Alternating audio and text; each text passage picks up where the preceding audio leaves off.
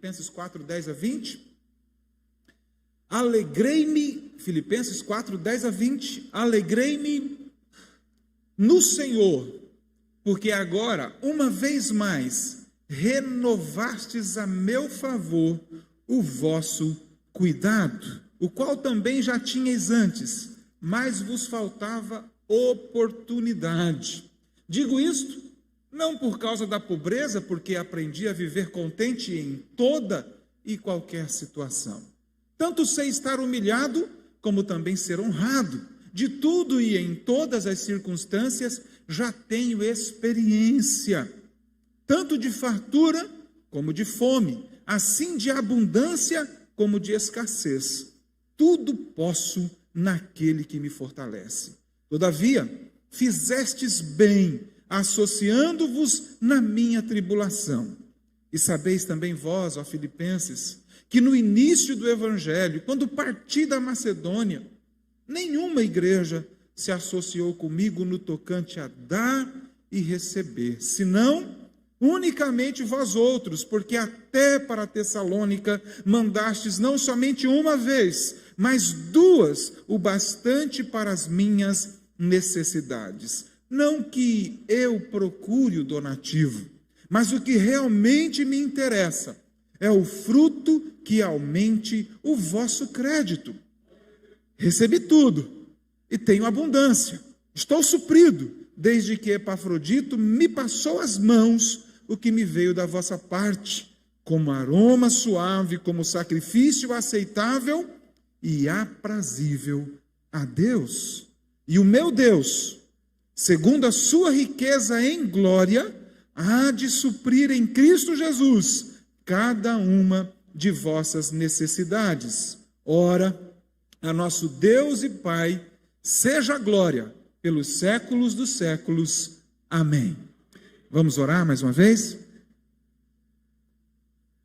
Santo Deus, nós, neste momento, queremos pedir ao Senhor para que possas, ó Deus, nos dar condições de compreender a Tua palavra.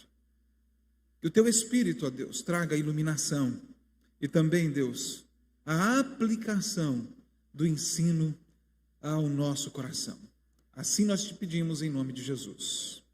Amém, Senhor. Queridos, quando Paulo escreveu essa carta à igreja de Filipos, os filipenses, Paulo estava preso. E a discussão é, onde é que Paulo estava preso? Alguns dizem que Paulo estava preso em Éfeso. Outros acreditam que Paulo estivesse preso em Cesareia. Mas a maioria dos estudiosos entende que o local da prisão de Paulo era Roma. Isso porque a própria carta talvez nos dê algumas dicas de que de fato assim fosse. Por exemplo, ela nos fala de Paulo tendo a oportunidade de pregar a toda a guarda pretoriana. Essa era uma guarda especial que cuidava então da segurança de pessoas de alto escalão ou do próprio imperador. É claro que isso não era uma guarda específica da cidade de Roma, mas era comum a Roma.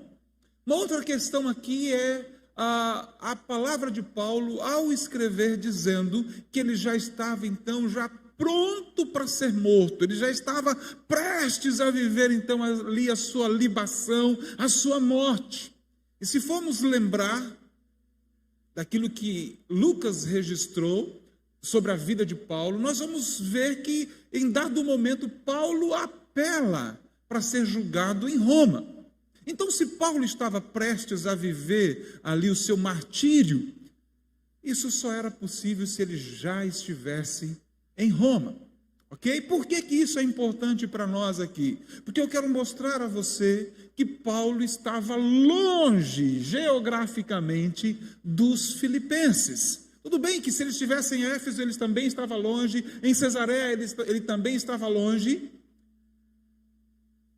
Então ele estava longe ou mais longe. No caso de Roma, levaria ali pelo menos 6 semanas de viagem, até chegar em Filipos. E por que eu quero mostrar isso? Porque olhando para essa circunstância, esse contexto, essa situação, eu quero olhar para esse texto, a fim de trazer para nós o ensino que nos vai entender, que nos vai fazer entender a importância do envolvimento da igreja local com o missionário no campo distante. Esse é o ponto. A importância que existe entre a conexão, entre a associação, entre a parceria de uma igreja que fica, de um missionário com um missionário que vai. E como isso é importante, meus amados. O próprio apóstolo Paulo pôde viver e relatar algo que demonstra que de fato isso é uma realidade. Quando Paulo foi então para Macedônia, região onde estava a cidade de Filipos, Tessalônica, Paulo foi enviado também com a parceria da igreja de Corinto. E Paulo relata como foi importante ter a igreja de Corinto ao seu lado, naquele tempo em que ele estava realizando missões na Macedônia.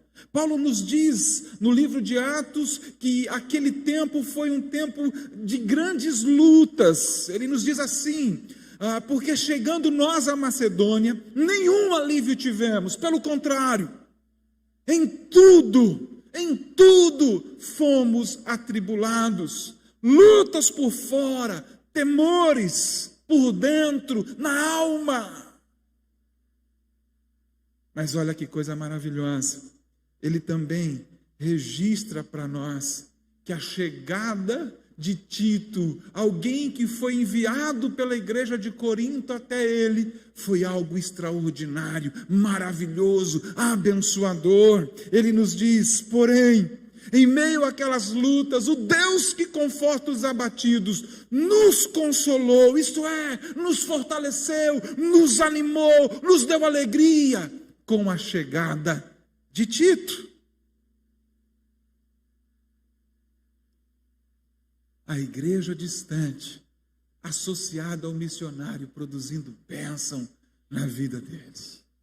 Isso foi exatamente o que David Brainerd, um missionário americano que pregou o evangelho aos índios pele vermelhas nos anos de 1743 a 1748, também quis experimentar.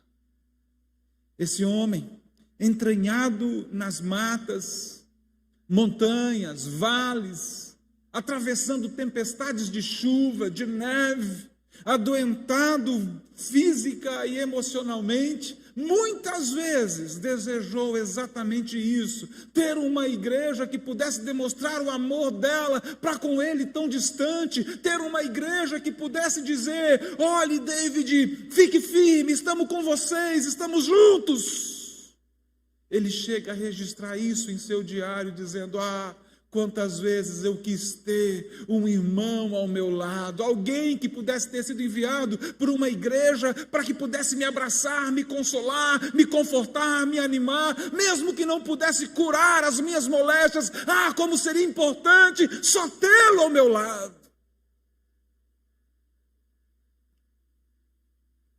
O que é que a gente aprende com essas histórias? Exatamente isso, que é indispensável a parceria entre a igreja e o missionário no campo distante.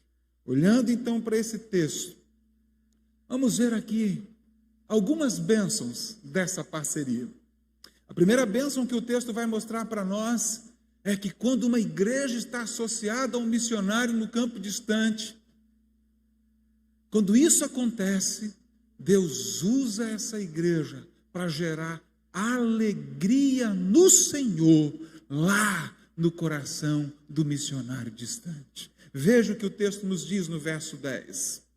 Alegrei-me sobremaneira no Senhor, porque agora, uma vez mais, renovastes a meu favor o vosso cuidado. o qual também já tinhais antes, mas vos faltava oportunidade. Veja que ensino maravilhoso aqui, meus queridos. A associação da igreja com o missionário no campo, nesse texto, nessa frase, nesse versículo, está demonstrada aqui pela palavra cuidado. Veja o texto: vocês renovaram a meu favor o vosso cuidado, vocês não me deixaram abandonado no campo, pelo contrário, vocês demonstraram continuamente, repetidamente, que vocês estão comigo, que vocês estão me abraçando, que vocês estão associados a mim.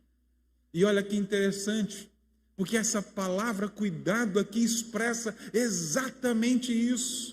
Significa ser do mesmo pensamento, significa de fato estar harmonioso em um propósito. Ou seja, Paulo está dizendo que maravilha é ter vocês pensando o mesmo que eu estou pensando, que maravilha é ter vocês renovando ao meu favor o propósito que existe no meu coração de fazer discípulos, de anunciar o evangelho, de ganhar almas para Cristo. Ah, como isso traz alegria! Ah, como isso traz regozijo para minha alma no Senhor. Vejam que coisa maravilhosa, meus amados. Não ter esquecido Paulo no campo distante. Pelo contrário, ter mantido com ele uma parceria, uma comunhão, uma associação, produziu então no coração de Paulo grande alegria, grande regozijo no Senhor. Renovastes ao meu favor. E olha que interessante, porque Paulo vai expressar o tamanho dessa alegria, tamanho dessa bênção, e ele diz: eu não encontro adjetivos para isso, eu não uso grande, eu não uso mega alegria. Ele diz: sobremaneira, o meu coração ficou recreado, alegrado, regozijado no Senhor de forma sobremaneira. Ou seja, é de uma forma tão grande, tão especial, que eu sequer posso colocar adjetivos que expressem, que deem a ideia exata da alegria no Senhor que vocês produzem em meu coração, em dizer: estamos juntos. Estamos juntos. O que é que a gente aprende com isso? Nós aprendemos, querido, que é dever da igreja nunca, jamais esquecer os seus missionários no campo distante. É dever da igreja não apenas enviá-los, mas além disso, estar sempre em união, unidos a eles, ser parceiros, associados a eles, para que eles lá não venham desfalecer, não venham entristecer no campo missionário. Sabe, às vezes eu andando por algumas igrejas, nessas andanças nossas, algumas igrejas, às vezes, deixam a gente triste. Porque elas dizem: olha, que bom que você veio trazer um projeto para nós, porque nós já estamos querendo mesmo cortar uma parceria com o missionário aí, porque ele não manda notícia. Talvez alguns: opa, vou ficar alegre, agora é a minha vez, né? Não. E a minha pergunta é: quando é que a igreja mandou notícia para ele? Quando foi a última vez que a igreja disse: nós estamos preocupados contigo, nós amamos você, nós queremos te fortalecer, nós queremos te animar, o que é que está acontecendo?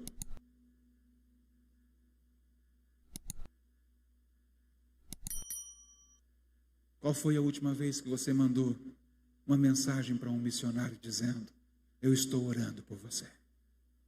Aquela igreja não só orou, mas fez questão de enviar alguém para dizer: nós o amamos. O WhatsApp da época era assim, mandava alguém chegar até lá e dizer. Qual foi a última vez que você se relacionou com alguém que deixou família, que deixou cultura, que deixou estabilidade econômica, que deixou tudo para ir? dizendo: estou junto, estamos juntos. Segunda coisa que o texto nos ensina, querido, é que essa associação, ela produz, esse envolvimento da igreja produz uma extensão da igreja.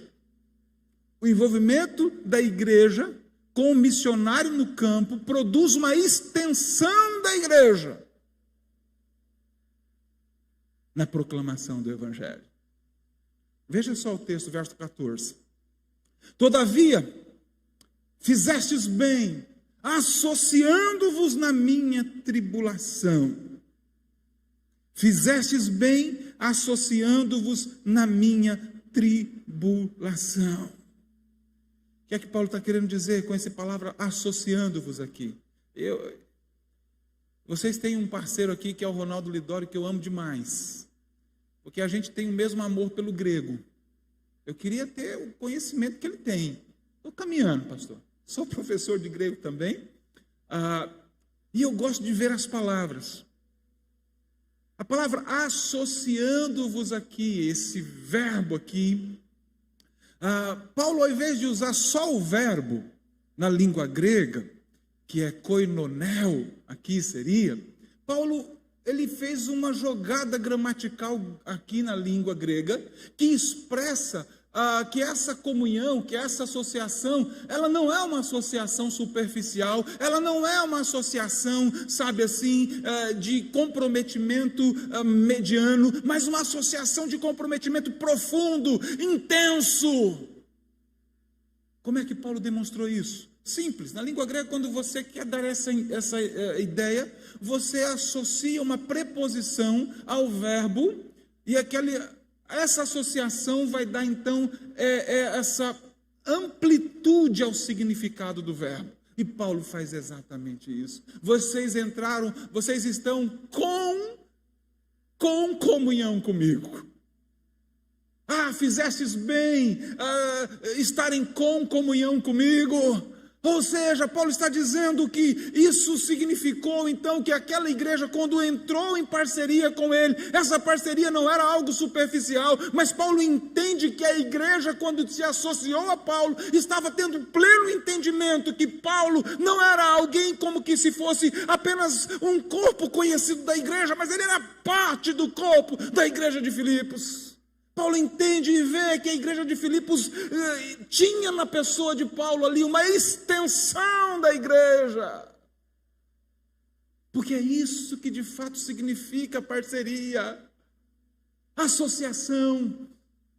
Essa igreja está associada então com o trabalho que está acontecendo lá no Nepal. Essa igreja está associada com o trabalho que está acontecendo lá entre os indígenas, por meio de Marcelo, Cláudia, Ronaldo Lidório. Essa igreja está associada, está fazendo missões em vários lugares, quando ela se associa com esses missionários. É isso que Paulo está dizendo aqui, querido. Ou seja, essa igreja, ao se associar com aqueles que vão, cumpre a ordem de Cristo, que é fazer discípulo tanto aqui quanto lá, de forma paralela, simultânea, concomitantemente. E a ordem é essa ou não é? Fazei discípulos onde? Em todas as nações. Sede minhas testemunhas, tanto em Jerusalém, como em Samaria, Judeia e até os confins da terra. Veja, tanto quanto. Como que uma igreja, como que você pode fazer missões, tanto aqui quanto lá, por meio de associação. Veja que bênção, você cumpre o mandato do Senhor quando se associa à obra missionária. E veja que Paulo colocou associação. Paulo não falou assim: vocês fizeram uma doação para mim, vocês me ajudaram nas minhas tribulações, no meio da proclamação do evangelho. Paulo usou a associação, porque é perfeitamente possível doar algo a alguém e não estar comprometido com a vida, com o propósito, com o objetivo daquele servo. Ou você nunca fez isso?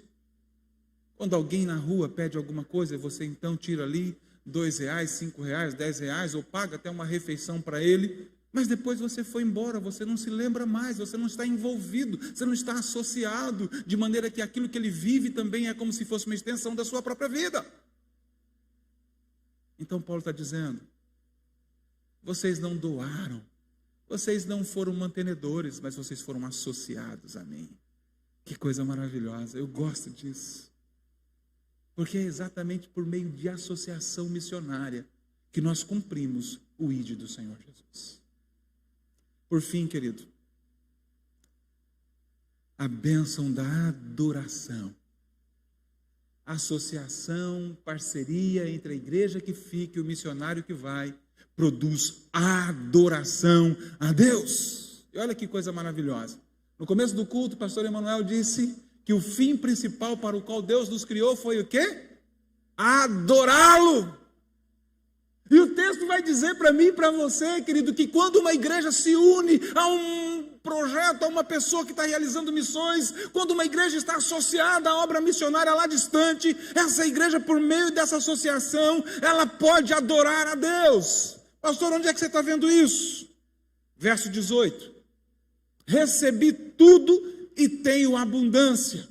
Estou suprido desde que Epafrodito me passou as mãos. O que me veio da vossa parte, preste atenção agora. O que me veio da vossa parte como aroma suave, sacrifício agradável e aprazível a Deus. Quando Paulo recebe então lá, querido, uma remessa de sustento material, financeiro, lá no campo distante, que for enviado, levado a ele, em mãos por um membro da igreja de Filipos, o Epafrodito aqui, Paulo recebe aquele montante e não diz, Epafrodito, leve meu abraço à igreja e diz que eu fiquei suprido, diz que eu estou agradecido, diz que eu louvei a Deus por isso. Antes disso, Paulo diz, olha isso que me chegou à mão, que veio da parte dos irmãos da igreja de Filipos, que está associada a essa obra missionária. Quando isso me veio à mão, sabe o que aconteceu? Chegou o aroma suave nas narinas do próprio Deus, o Senhor das missões. Ou seja, o povo adorou a Deus,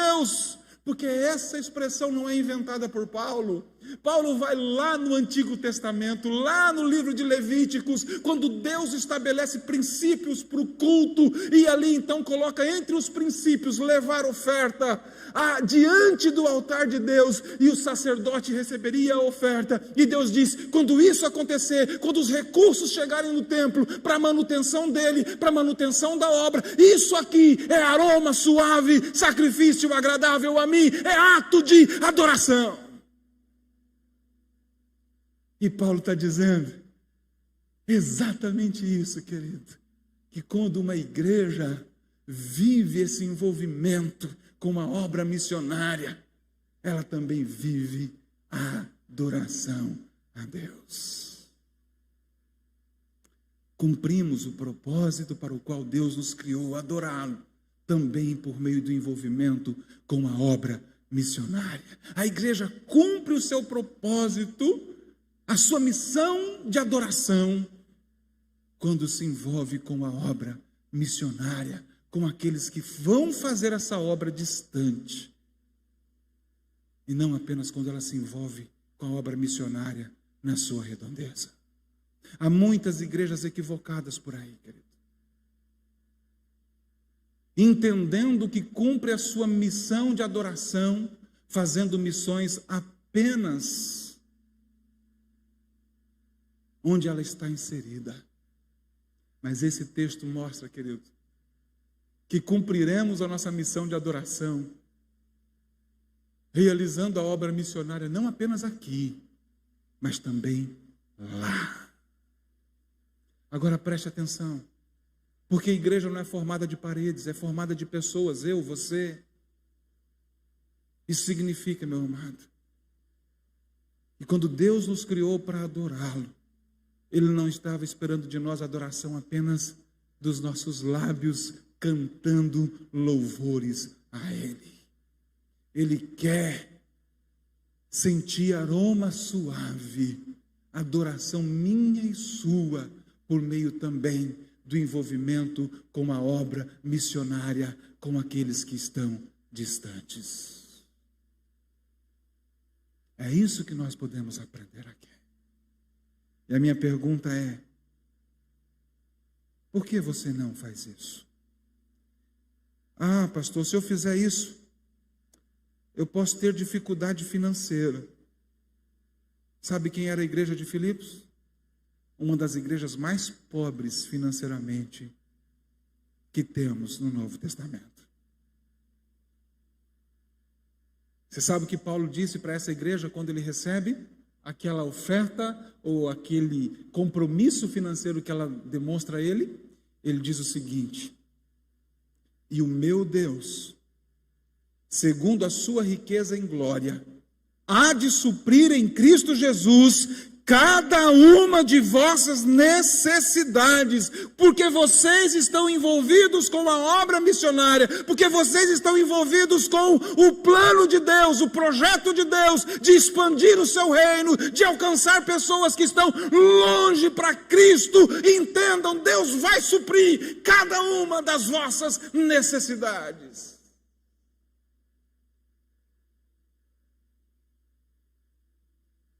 É como se ele estivesse dizendo: olha, não há desculpa para uma igreja ou para alguém que me serve para não se envolver com o meu mandato de ide, fazei discípulos em todas as nações. Que Deus possa nos abençoar e que possamos adorar a Deus, sendo bênção, gerando alegria naqueles que estão distantes, nos associando a eles. Que possamos ser bênção nas mãos de Deus, por meio dos lábios daqueles que estão distantes, nos associando a eles, também proclamando por meio deles o Evangelho àqueles que estão distantes. Que Deus nos abençoe como adoradores.